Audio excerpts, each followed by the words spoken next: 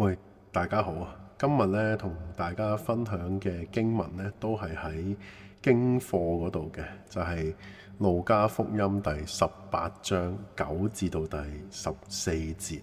咁啊，今日咧開始之前咧，我哋一齊祈禱。親愛嘅主耶穌，你知道我哋每一個人嘅心，有時咧我哋淨係想俾人中意，俾人睇到。但係你話俾我哋知咧，真正重要嘅咧係你察看到我哋，你睇到我哋。求你幫助我哋學會謙卑真誠咁樣祈禱，俾我哋嘅心喺你裏面有平安有安靜。奉耶穌基督嘅名，阿門。咁呢段經文咧，耶穌又係講咗個故事。咁啊，講兩個人咧去聖殿嗰度祈禱。咁第一個咧就係法利賽人啦。法利賽人咧就覺得自己做得好好，咁咧佢就祈禱啦，咁就話啊，神，我感謝你，我唔似嗰啲衰人咁樣，我咧每週禁食2次啦，亦都將錢奉獻俾你。咁咧呢啲嘢咧雖然咧係祈禱啊，但係其實佢好似講俾其他人聽嘅，咁啊順手喺度讚下自己啦。咁另一個咧就係稅吏啊，咁你要明白咧。稅吏喺當時嘅社會咧，係代表最差嘅人啊，即係最差噶啦。社會雖然揾到錢，但係咧係俾人睇唔起嘅人啊。咁因為佢哋貪心咯，同埋佢哋壓榨同胞啊嘛。咁經文裏面描述咧，呢個稅吏咧就企到好遠，咁咧就頭都唔敢抬起上嚟喎。咁淨係咧就捶打自己嘅心口，係咁揼自己嘅心口咧，咁就喺度講：神啊，求你可憐我呢個罪人。咁耶穌咧就評價呢兩個人嘅祈禱啊，就話咧個稅吏翻到屋企咧，可能啊比呢個法利賽人咧更加得上帝歡喜。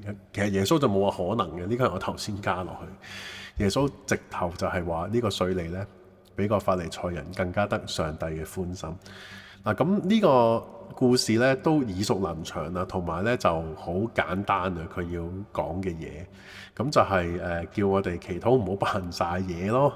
咁呢個當然係一個傳統嘅解釋啦。咁但係今日咧，我嘗試同大家咧再轉深啲諗下呢個故事究竟同我哋而家身處嘅社會仲有啲咩可以對話呢？仲有啲乜嘢咧係同我哋生活好 relevant？ 因為正正咧，我哋就係生活咗喺呢一個法利賽人嘅社會裏面。咁我會一路同大家講嘅。咁係乜嘢呢？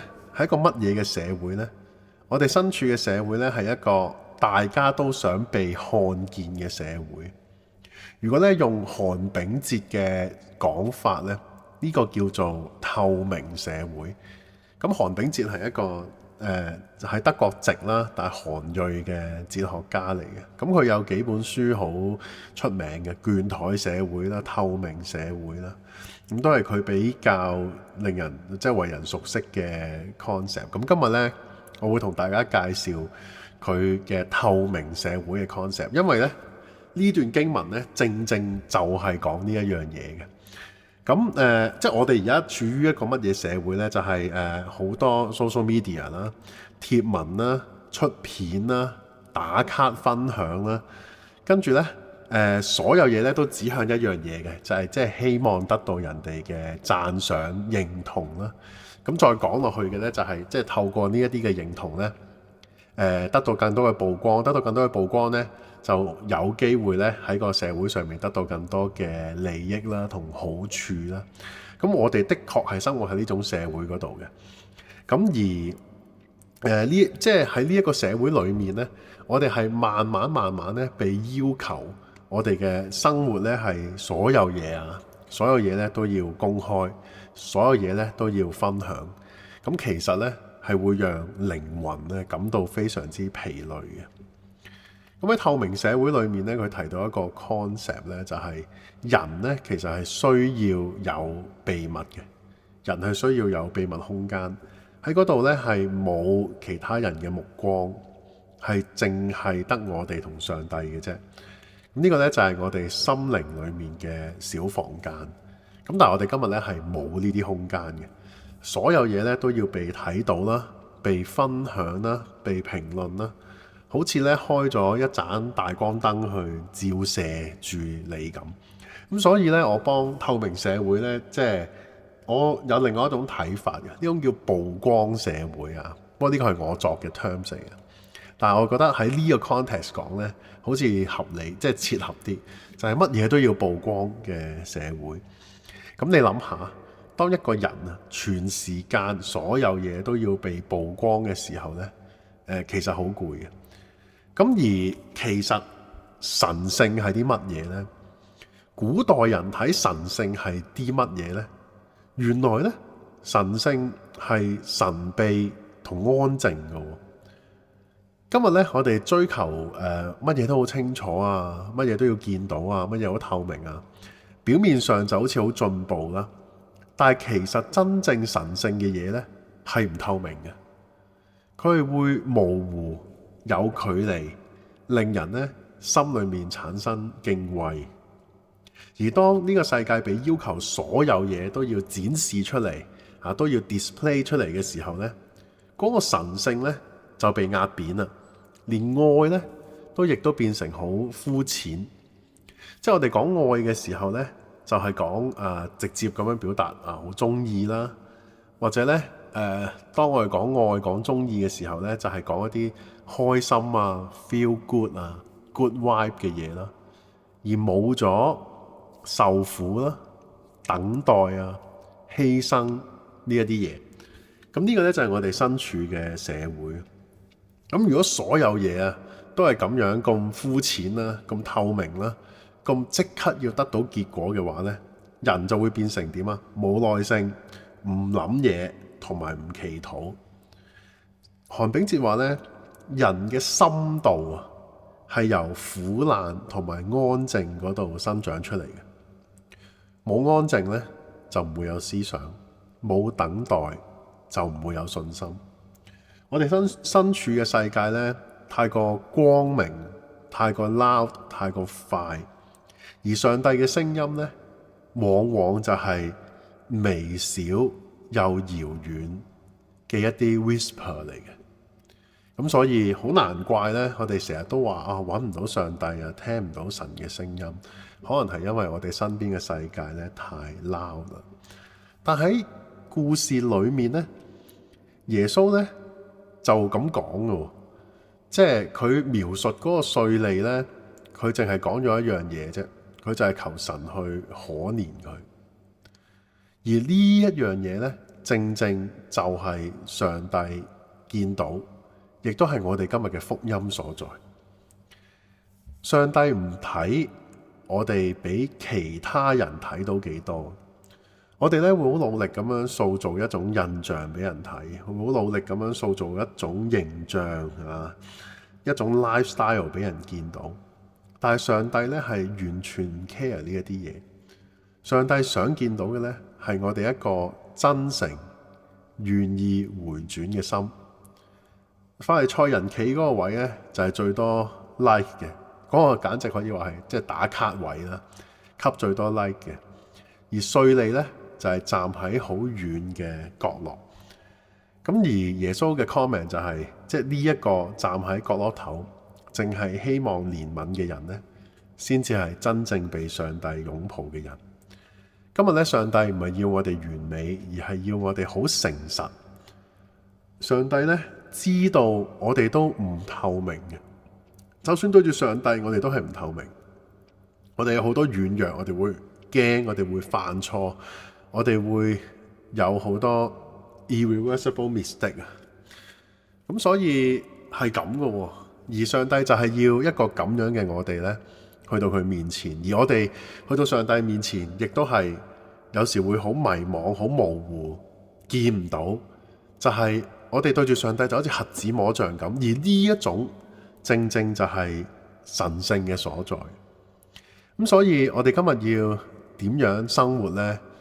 當然我哋可以喺經文嘅字面嗰度睇到一種我哋咧就應該咧退去暗室裏面禱告啦。但係如果要講得深入一啲，我哋嘅心靈係應該點呢？我哋嘅心靈呢，就係應該同呢一個咁透明嘅社會呢產生一種距離，就係接受嗰種模糊啦，接受嗰種安靜啦，接受嗰個我哋都唔知道嘅狀況啊，又或者係呢，我哋唔好再追求俾人見到嘅信仰。我哋嘅信仰係有俾人見到嘅一面嘅，但係唔係每一樣嘢都要俾人見到。真正重要嘅嘢呢，係喺我哋退去人群之後，我哋面對上帝嘅時候，嗰啲嘢先至真正重要。所以咧，鼓勵大家，希望每日可以抽到啲時間俾上帝，唔使打卡，唔使分享，靈修係唔使出個 story 嘅，只要得你同上帝就可以噶啦。同上帝講，我而家就喺呢一度，讓嗰個成為你同上帝之間嘅小秘密、小角落。唔好怕等，或者唔好怕悶，呢樣嘢好緊要嘅。我哋嘅社會太多廉價嘅多巴胺，冇咗等待，冇咗等候。但係愛係需要時間嘅，愛係需要醖釀，愛咧係需要等咯。所以唔好害怕呢一啲嘢，繼續喺嗰一種模糊嘅裏面向前行。咁我哋嘅愛咧先至會嚟得有深度。咁另外講下教會，喺教會咧裏面咧，即係都幾得意。我有時會睇馬斯特咧去嘲笑咧教會咧連安息咧都要變成一個事工啦。我覺得佢呢個批判係好深刻嘅，即係佢背後講一樣嘢咧，就係佢冇咗係啊，佢就係要讓一樣本來係屬於自己好 private 唔使俾人睇到嘅嘢咧，都要搞壇嘢出嚟俾人睇到我做緊呢一樣嘢啊嘛。我覺得嗰個諷刺嘅地方就係喺呢一度咯。我哋喺教會裏面都要有 performance 啊，我哋喺教會裏面咧都要做到某一種程度嘅好啦。